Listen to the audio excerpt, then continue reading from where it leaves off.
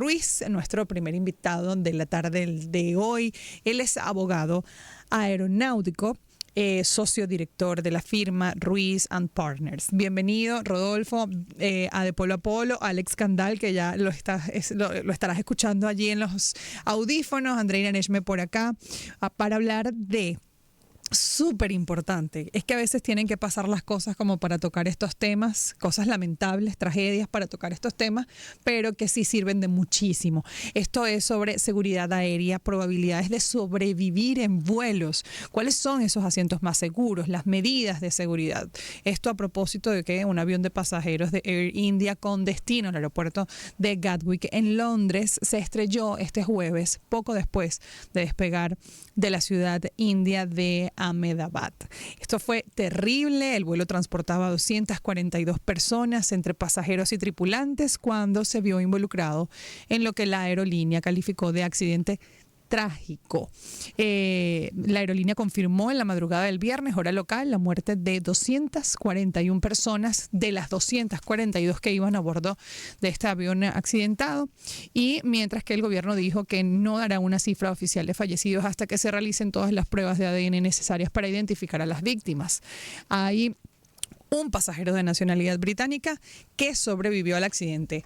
Uno solo de 242. Bienvenido, Rodolfo. Teníamos que, pues dar el contexto de esta noticia para poder conversar contigo de un tema que, es importante y que nosotros conozcamos qué podemos hacer para salvarnos en situaciones como estas, que pedimos a Dios que eso no suceda, ¿no? Bienvenido. Bueno, muy buenas tardes, Andreina, Alex, muchísimas gracias por la invitación y buenas tardes a toda la audiencia. Y sí, en efecto, como bien comentaste, una tragedia. Yo siempre he dicho que la aviación puede ser muy catastrófica a veces, a pesar de que es el medio de transporte más seguro del mundo, pues cuando suceden o cuando las cosas no salen como se espera, pues lamentablemente ocurren este tipo de siniestros que suelen ser muy catastróficos y al mismo tiempo suelen atraer una atención mediática importante, claro, en comparación con otros tipos de accidentes, ¿no? Entonces, mira, lamentablemente fallecieron 242 personas. Creo que habían, además de indios, habían británicos, sí, habían portugueses también. Creo que un par de franceses, si la memoria no me falla. Y obviamente eso es algo muy común en la aviación, considerando la internacionalidad, el elemento de internacionalidad de la aviación. Y ahora queda de parte de la Junta Investigadora de Accidentes, que es el órgano, digamos, que en base a las regulaciones aeronáuticas es el encargado de llevar adelante esta investigación. Hay muchísimas especulaciones y todo lo que se diga hasta el día de hoy o hasta que esa Junta Investigadora de Accidentes pues emita su informe preliminar, para lo cual tiene 30 días desde la fecha de ocurrencia del siniestro, son sencillamente hipótesis, ¿no? Se habla de una posible falla de los dos motores al mismo tiempo, cosa que por la naturaleza de la aeronave, digamos, estamos hablando de un Dreamliner 787, que es una aeronave de última generación. Obviamente esa probabilidad, si bien existe, pues es bastante baja, es bastante baja. Una falla dual de dos motores que fallan al mismo tiempo en una fase crítica del vuelo, como lo es el despegue, pues si bien es una posibilidad, yo creo que las probabilidades son bastante bajas. Pero en fin, todo lo que se diga en este momento va a ser mera especulación, porque obviamente hay que analizar el Flight Data Recorder, o lo que se conoce como la caja negra, que no es negra, por cierto, es anaranjada, ¿no? Y de allí ya pues se empezarán a tejer las primeras hipótesis del por qué ocurrió este siniestro. Un siniestro obviamente con casi 250 personas, y hay dos elementos que lo hacen atípico también, y es que también hubo daños a terceros en superficie. En tierra, sí. El avión, entiendo que se estrelló en contra de una facultad de medicina donde habían médicos residentes, muchos de ellos fallecidos en razón de este siniestro, de modo pues que se activan, digamos, todas las responsabilidades civiles por parte de los operadores o del operador, en este caso de esa aeronave que era Air India o es Air India. Y eso obviamente los aseguradores, que son quienes finalmente responden por todas las indemnizaciones, bueno, tendrán bastante trabajo en determinar y hacer los ajustes correspondientes para cuantificar los daños a terceros, los daños a pasajeros, daños a casco igualmente, y bueno, finalmente poner fin al reclamo. Creo que es un proceso bien complicado. Complicado y largo. Y muy largo, además de que en base a las hipótesis que se vayan generando, pues los abogados que generalmente se acercan a los familiares de las víctimas poco después de que estos siniestros ocurren, pues utilizarán eso como argumentos para llevar adelante demandas judiciales. Van a tratar, sí, de buscar un elemento de conexión, muy seguramente con la jurisdicción norteamericana. En este caso, bueno, el estado del fabricante es Estados Unidos, obviamente, por ser un avión marca Boeing, de modo pues que quizá muchas reclamaciones terminen en los tribunales o en las cortes norteamericanas. Pero bueno, toca esperar a ver. Estamos apenas a un par de días de la ocurrencia de este siniestro y bueno, toca ver cómo se van desarrollando los eventos, ¿no? Doctor, los saludo. Tenemos que hacer un corte. Pero a la vuelta quisiera, bueno, dejar una pregunta abierta. Bueno, primero, yo viví aquí en España, algo muy similar con el caso del accidente aéreo de Spanair en su momento, de un MD-11 que no abrió finalmente los slats en el momento del despegue. Dicen que también hay una opción de este hecho, que pudo haber incluso ocurrido lo mismo. La sensación que tiene es que en el momento del despegue no toma vuelo y probablemente porque no había desplegado los slats. Pero hay muchísimas hipótesis, obviamente, pero lo que no deja de ser viral y que ha sorprendido muchísimo, sobre todo en redes sociales, es esa persona que se salvó. Es decir, es increíble que se haya salvado una persona y obviamente lo primero que se investigó era qué asiento estaba, el asiento del 11A, o como dicen en el término aeronáutico, el 11 alfa. El 11A era el asiento de la persona que estaba sentada en ese avión y que se salvó del lado de la ventanilla. Hay creencias de que realmente hay lugares exactos dentro de los aviones que una probabilidad de sobrevivir es mayor que otra. Vamos a hablar de eso a la vuelta. Tenemos que cumplir con unos comerciales y al regreso lo escuchamos, doctor. ¿Le parece? Prepárate para una tarde llena de sorpresas, risas y... Estados Unidos prohíbe o restringe la entrada a esa nación a ciudadanos de 19 países, incluidos los venezolanos. Pero aclaremos algo, hay excepciones, no todo está perdido. Quédate y te cuento. La declaración limita totalmente el ingreso a personas de 12 países, entre ellos Haití e Irán, mientras que restringe parcialmente la entrada a ciudadanos de 7 naciones como Cuba y Venezuela. Aquí comienzan las aclaratorias. En el caso venezolano, la suspensión se aplicará únicamente al otorgamiento de nuevos visados o a personas que no cuenten con una visa válida al momento de la entrada en vigor de la proclamación. Es decir, la medida no afecta a quienes ya poseen visas vigentes. Esta medida comienza a regir el 9 de junio de 2025 y se mantendrá hasta que los países afectados subsanen las deficiencias o corrijan las causas que se indican. En el caso de Venezuela, no contar con medidas adecuadas de selección e investigación de solicitantes de visados, entre otras. Hay excepciones y aquí te las cuento. Según la proclamación, algunas personas que aún podrían ingresar a Estados Unidos son atletas que viajen para eventos deportivos importantes como el Mundial o Juegos Olímpicos, personas con doble nacionalidad que tengan ciudadanía de países no incluidos en la prohibición de viajes. No se aplicará a una persona a la que los Estados Unidos le haya concedido asilo o a un refugiado que ya haya sido admitido en ese país. Además, el secretario de Estado puede otorgar exenciones caso por caso si la persona contribuye a un interés nacional de Estados Unidos. Déjanos en los comentarios, ¿qué opinas sobre esta medida? Vengo a darte una información que seguro no quieres escuchar, pero te la tengo que dar. Colegio de Médicos del Zulia emiten alerta por casos recientes de COVID-19. Los contagios de esta enfermedad van en aumento y no es solo en zonas puntuales, sino a nivel mundial y estaría relacionado con la nueva variante NB181. Según información de la Organización Mundial de la Salud, aunque el riesgo sigue siendo bajo, se mantiene una vigilancia activa ya que esta variante se ha detectado con creciente frecuencia. Sin embargo, el llamado es a la calma ya que dan la seguridad de que las vacunas actuales siguen siendo efectivas contra las distintas variantes. En el documento firmado por la presidenta del gremio, Dianela Parra de de Ávila y la secretaria general encargada, Ana Mercedes Medina, también insisten en mantener las medidas de bioseguridad, como el uso correcto de la mascarilla, lavado frecuente de manos, distanciamiento físico, toser en la parte interna del codo flexionado y aislamiento en caso de presentar síntomas. La OMS explicó que para el pasado 18 de mayo se habían identificado 518 secuencias de NB181 provenientes de 22 países, lo que representa 10,7% de las secuencias disponibles en el mundo en la semana epidemiológica número 17 de este año, es decir, el periodo comprendido entre el 21 y el 27 de abril. Mujeres en Irán ya no están obligadas a usar el hijab, el velo que les cubría parte del rostro, el cuello y el cabello. Irán dio un paso significativo suspendiendo esta ley que buscaba imponer castigos severos a las féminas que no usaran este pañuelo en público.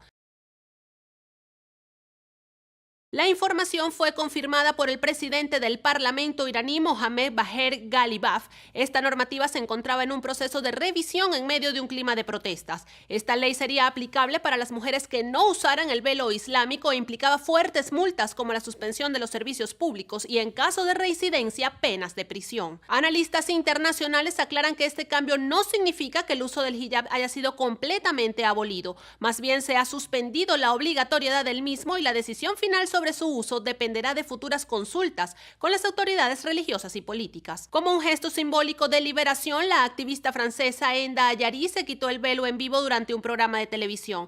Esto como un símbolo de lucha personal contra la opresión que vivió durante años bajo el control de su ex esposo. El hijab fue impuesto en Irán tras la Revolución Islámica en 1979 como parte de una serie de reformas que buscaban dar forma a un estado teocrático. Uno de los episodios más trágicos que marcó el rechazo de esta política fue la muerte de Masha Amini en 2022. Esta joven murió por las lesiones sufridas mientras estaba bajo custodia de la policía moral, acusada de no llevar correctamente el hijab. Tu pareja y tú comparten casa, cama, hijos, pero según la ciencia también comparten presión arterial alta.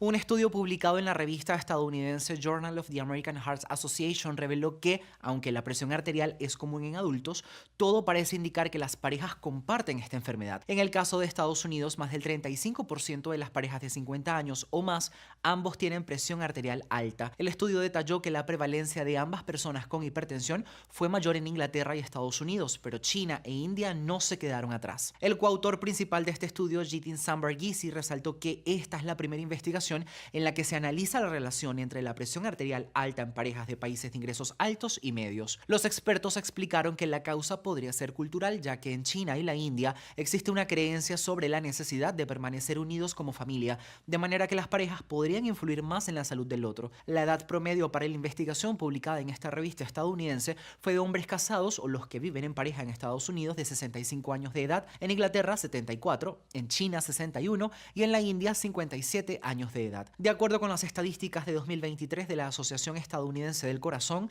la presión arterial alta afecta a casi la mitad de los adultos estadounidenses. Este venezolano que ves en la portada de Forbes es un multimillonario que está compitiendo contra nada más y nada menos que Elon Musk en el desarrollo de Internet satelital para celulares. Te cuento quién es a continuación. Abel Avellán es el director ejecutivo de AST Space Mobile, una compañía que trabaja para ofrecer internet móvil en las zonas más remotas del planeta y para esto ya ha llevado su tecnología al espacio. En septiembre de 2024 despegó desde Cabo Cañaveral un cohete Falcon 9 con 5 satélites de la empresa que desplegaron antenas de 65 metros cuadrados para enviar internet directamente al celular del usuario. Pero este es solo el comienzo del plan. Se espera que en 2026 se desplieguen 90 antenas de 225 metros cuadrados para ofrecer una cobertura global de Internet. Y es así como este venezolano y su equipo, respaldados por grandes como AT&T y Vodafone, desafiarán el dominio en este sector de Elon Musk con sus dispositivos Starlink. Abel Avellán estudió ingeniería en Venezuela y en el año 2000 fundó en Estados Unidos su primera empresa de telecomunicaciones, cuyo objetivo era brindar servicios de comunicación satelital a África y Medio Oriente. En 2016 vendió esa compañía por $550 millones y usó parte de ese dinero para... 6:06. Ajá, estamos de regreso. Seguimos con nuestro entrevistado Alex y tú dejaste pregunta en la parte anterior. Sí, ese asiento, ese 11A, doctor, que bueno, se ha hecho viral y ahí existe esa creencia. Mucha gente incluso ha señalado en varias ocasiones que, y es la leyenda también, de que la primera clase, la gente supuestamente en primera clase o en business se salva mucho más que la gente que va en económica. Pero, ¿qué es cierto hay eso de que a lo mejor este hombre en ese 11A se haya salvado? Bueno, mira, Alex, yo pienso que después de haber sobrevivido milagrosamente, cualquier asiento que hubiese utilizado este pasajero, pues hubiese sido considerado como uno de los asientos más seguros para volar. Pero antes de este accidente se especulaba de que el asiento 6A, en base a muchos estudios, a encuestas, inclusive era el asiento más seguro y el mejor asiento que se podía obtener en una aeronave.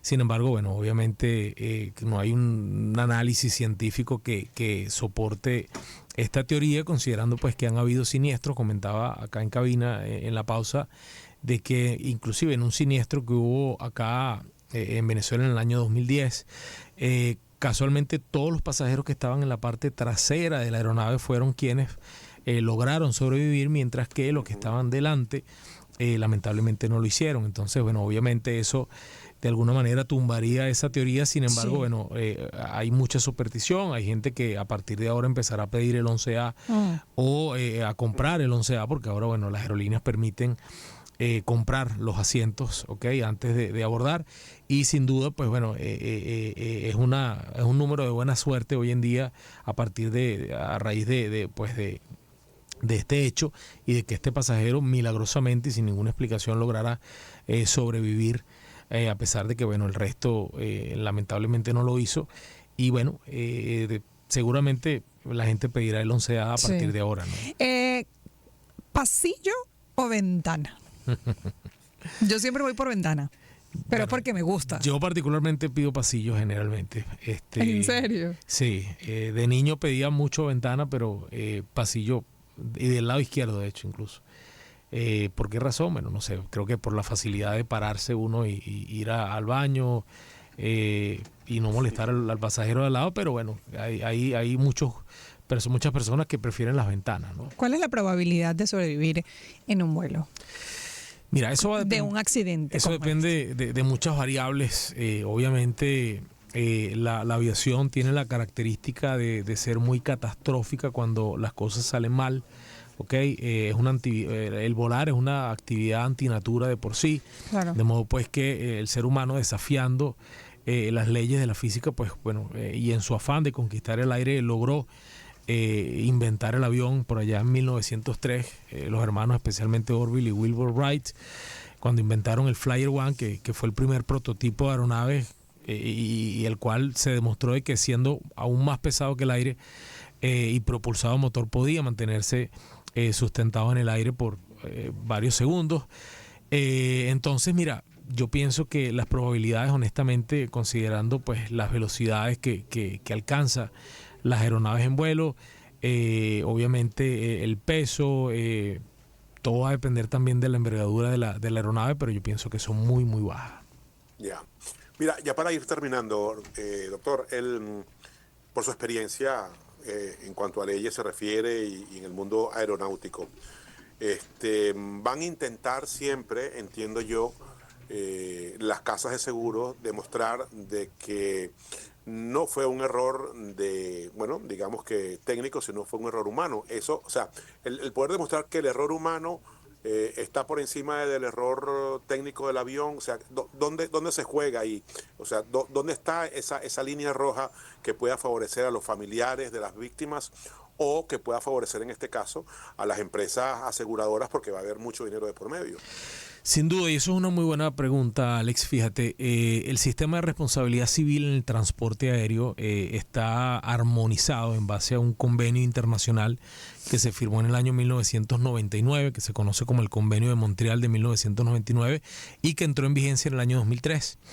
Este convenio que reemplazó todo lo que se conoció como el sistema de Varsovia, que inició en 1929 con el convenio de Varsovia y luego posteriormente con los protocolos que se firmaron para modificarlo o actualizarlo. Este convenio pues es el que va a establecer cuáles van a ser las indemnizaciones que van a recibir los pasajeros, ¿okay? Por los daños sufridos en virtud de la catástrofe o del siniestro y en virtud de la muerte de cada uno de ellos, ¿no? Generalmente este convenio internacional, el convenio de Montreal del 99, establece un sistema de responsabilidad de 2 capas. El primero, objetivo, ¿okay? Hasta 100.000 derechos especiales de giro. Bueno, ya ese es un convenio que se actualiza cada 3 años, cada 5 años, perdón. Y se actualiza por inflación, de modo pues que ahora actualmente creo que son 121.000 derechos especiales de giro. Cada derecho especial de giro está por el orden de $1.47 aproximadamente, o sea que deben ser aproximadamente unos $180.000 por asiento.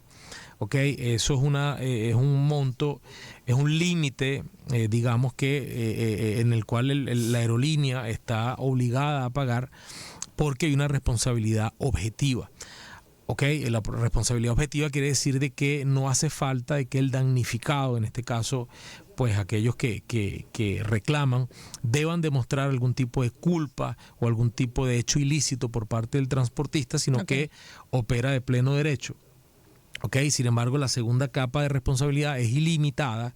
Okay, pero la carga en ese caso de la prueba va a estar en el transportista, quien podría limitar su responsabilidad en caso de que demuestre de que tomó todas las precauciones y todas las medidas para evitar el siniestro, o al mismo tiempo de que hubo un hecho de la víctima en alguna medida, lo cual pueda atenuar su responsabilidad civil, o que fue un hecho fortuito o por un hecho de un tercero.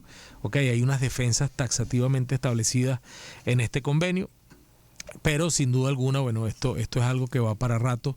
Generalmente cuando hay un siniestro de este tipo, muchas firmas, especialmente norteamericanas, se acercan a los familiares de las víctimas para buscar de alguna manera un nexo de conexión con la jurisdicción norteamericana y en ese sentido intentar interponer demandas, porque los jueces en Estados Unidos y el sistema de derecho en Estados Unidos contiene una figura de daños que no es muy común en el resto del mundo, que son los daños punitivos, y son los que generalmente terminan inflando las indemnizaciones, y por eso es que existe la creencia de que cuando una persona sobrevive a un siniestro aéreo o cuando alguien fallece en un siniestro aéreo, pues los familiares reciben compensaciones millonarias precisamente por esa razón. Okay, entonces estos daños punitivos persiguen pues de alguna manera generar un castigo, ¿no? ¿Por lo general se gana?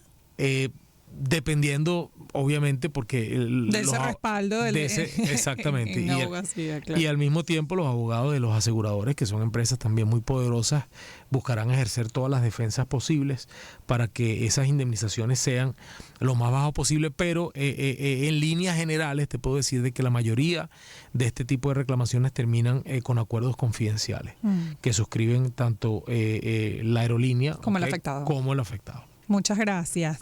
Un placer. Rodolfo Ruiz, abogado aeronáutico, socio director de la firma Ruiz & Partners, porque además aprendimos un montón sobre seguridad aérea, sobre las probabilidades de sobrevivir en vuelos, los asientos más seguros y estas medidas de seguridad, y sobre todo en la parte legal cuando suceden estas cosas. Importantísimo. Esto a propósito de